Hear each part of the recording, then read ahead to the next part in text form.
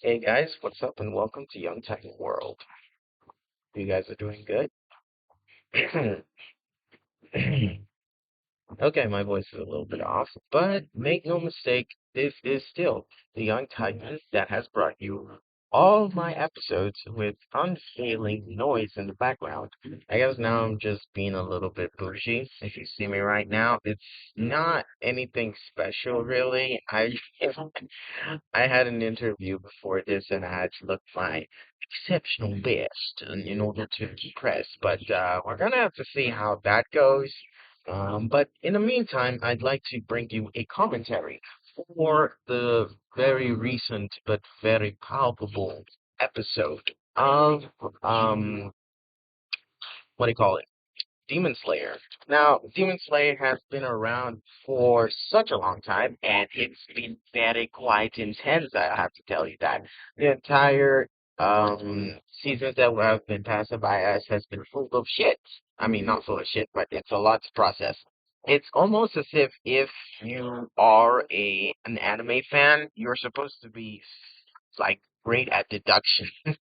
Because if you aren't, I don't know what you're watching those for. Because I mean, it takes everything inside your head to figure out what it is they're doing. You know, like some of them would just be using swords, but it turns out there's a whole meaning behind it. Every move and every gesture has a meaning, and it's just so, crazy. But yeah, episode three starts off with Tanjiro successfully defeating the six-armed look-alike of his mentor, to be mentor, or I don't know, the person who usually comes to him in his visions. I don't know how good this guy is because he happens to be a demon, and at the same time, he also seems to be a swordsman. I don't know, maybe he was a swordsman before he became a demon. We don't know how that goes. But yes, after Tanjiro smashes off the head of said doll, they find out that there's an old sword in it, and he's over psyched and over crazy about it. So he decides to, I don't know, do the most, over rejoice, have mental breakdown, process it in very, very uncomfortable ways. But yeah, we definitely see him a little bit overjoyed and overthinking at the same time in one scene, which is a lot to process if you're an anime fan. But yeah, it was not that bad. And it goes a long way to also show us what the others are doing. As I've said before, the this particular episode is showing us more than just Tanjiro being psyched about a very old sword, but it's also about the demons that actually came together to attack the Sword Village. It also made me wonder, like, how is it that they have not been able to spot this particular village after such a long time? But now we have them just not dropping by through a vase. It was not the most comfortable scene introducing those demons. Oh my god, they squeezed one man into that vase, and I'm still having PTSD about that shit, man. It's just too intense. But anyways, Tanjiro is having, this sort of funny. To be honest with you, I do not know how they do that. You know, the thing where they take themselves so seriously and they show these villains that have so much power and they have such weird and bizarre characteristics. And then they show the heroes who are supposed to be like poised and serious for success. And rather, they are very whimsical, comic, and easygoing.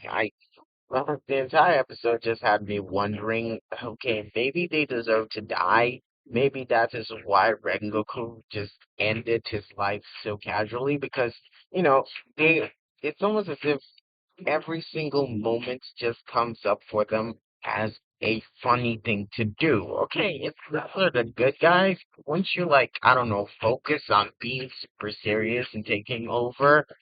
Rather than just watching everything happen and let the demons kill you.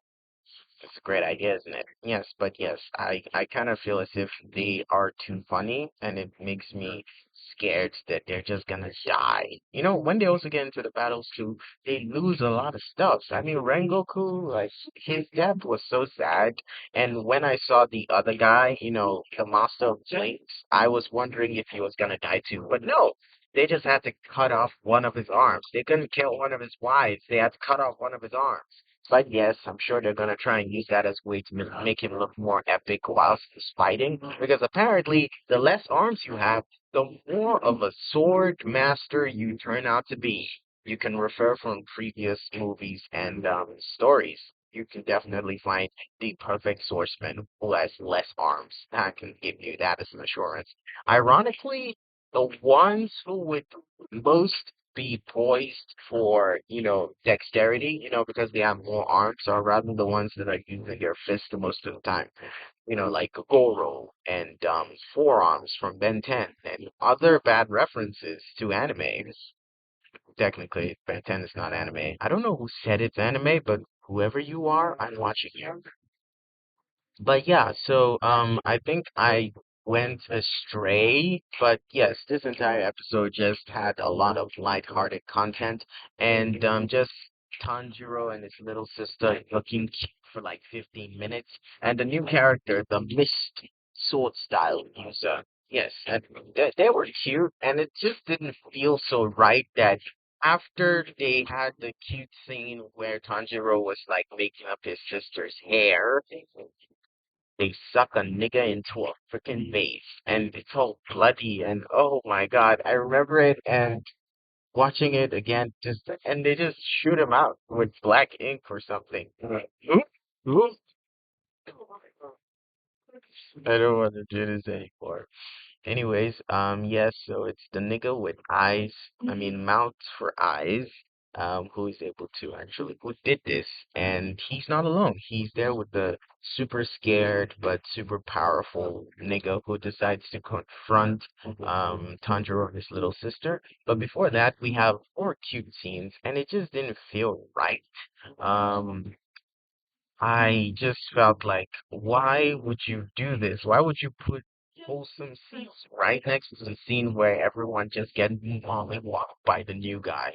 And by new guy, I mean the scaredy cat. The scaredy cat who is so strong that Tanjiro couldn't even smell it. Tanjiro is like really good at figuring out when something's off. This guy was on the roof, and then he got close to the door, and Tanjiro couldn't sense him, and it just made me wonder, okay, okay, actually, I'm supposed to expect this because, the higher you go up the ladder of demons, the less obvious their traits are. Like the one when they were fighting with the clingy guy, and we thought that, oh, they chopped off her head.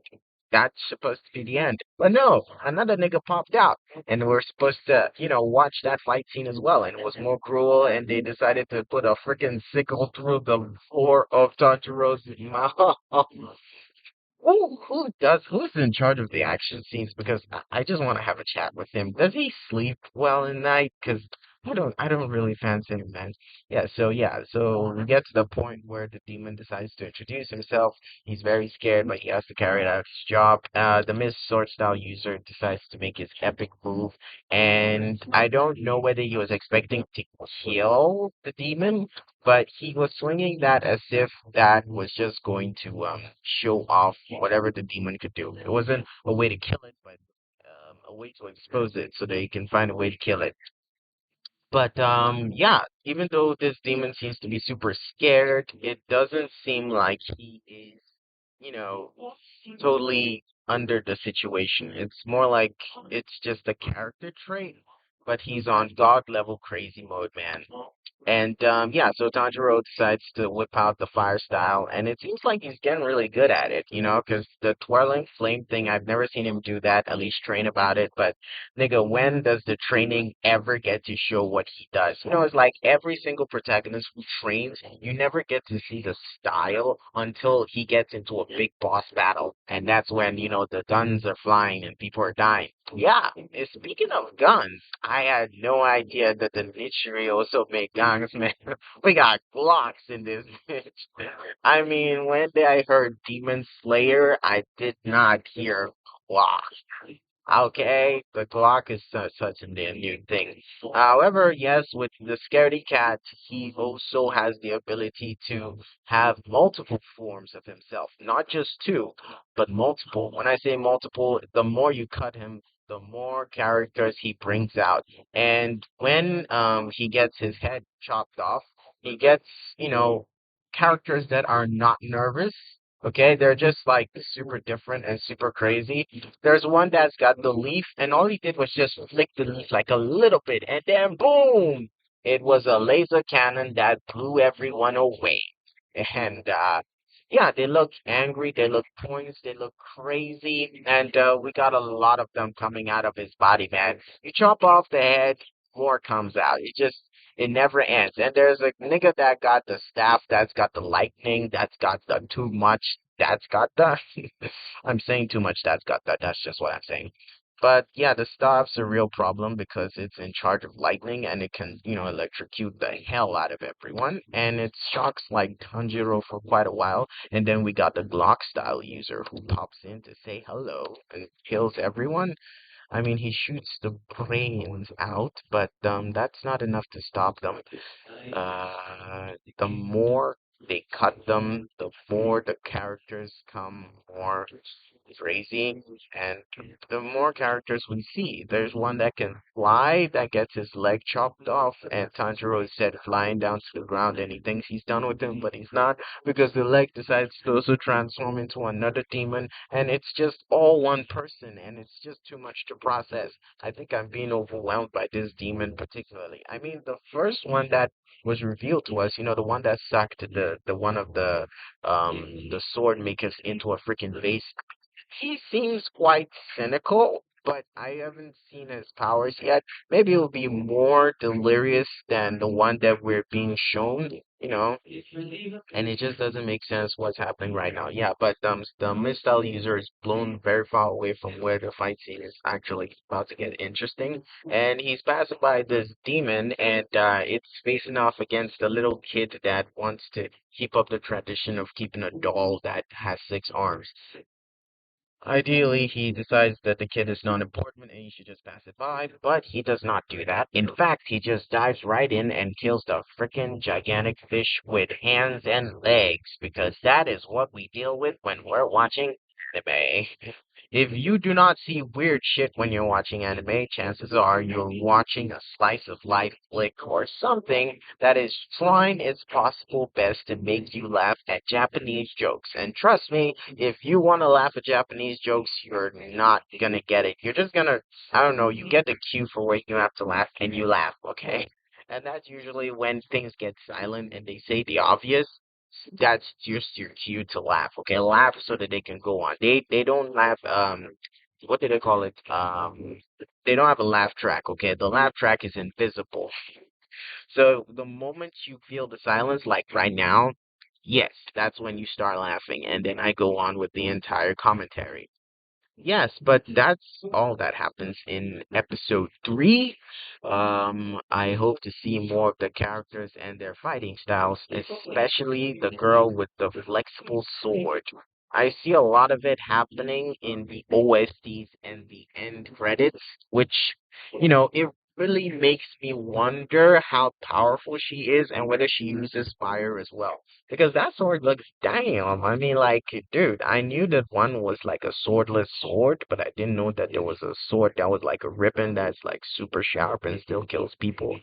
How does that even work? Does it even go into a sheet? I'd like to know more about it, but we're gonna find out in the next episode. But I hope you guys like this, like and subscribe for more, and I will get back to you very soon. I hope you guys have a great day. This is Young Titan giving you a commentary. I just like to say a special thanks to everyone that was able to come onto my stream and support other streamers as well. I'd like to thank Chubby Cheeks, who is a new Twitch streamer that I've fallen in love with, and he's crazy, but he's also supportive as well. And I am so grateful for the community that has received me, and I hope I can live up to the hype and do more as well. can go check me out, the Young Titan World, or if you want to go to my game streaming activities, you can visit Death by Snoo Snoo. That's Death by Snoo Snoo. I don't know why Chubby Cheeks calls me Death by Sun Sun, but I did not type sun. It's snoo snoo. I mean, like, I don't know how to spell snoo snoo. I think snoo snoo would be SNU, but I didn't spell it that way. I spelled it D3TH by BY and snoo snoo. SNU. Or does he want me to spell it SNOO? Snow, or snow. Okay, well, I can't do that anymore. Anyway, that's going to be everything for now. 23 minutes and 5 seconds. Wait, how many minutes did we do this? Did I actually give a commentary of the entire thing, or did I just cut corners so it sound really nice or really dumb? I don't know. Which one did I do? Okay. Yes, that's gonna be everything. Thank you guys so much for watching. And until next time, you guys take care. Yeah, time now. Thanks for listening.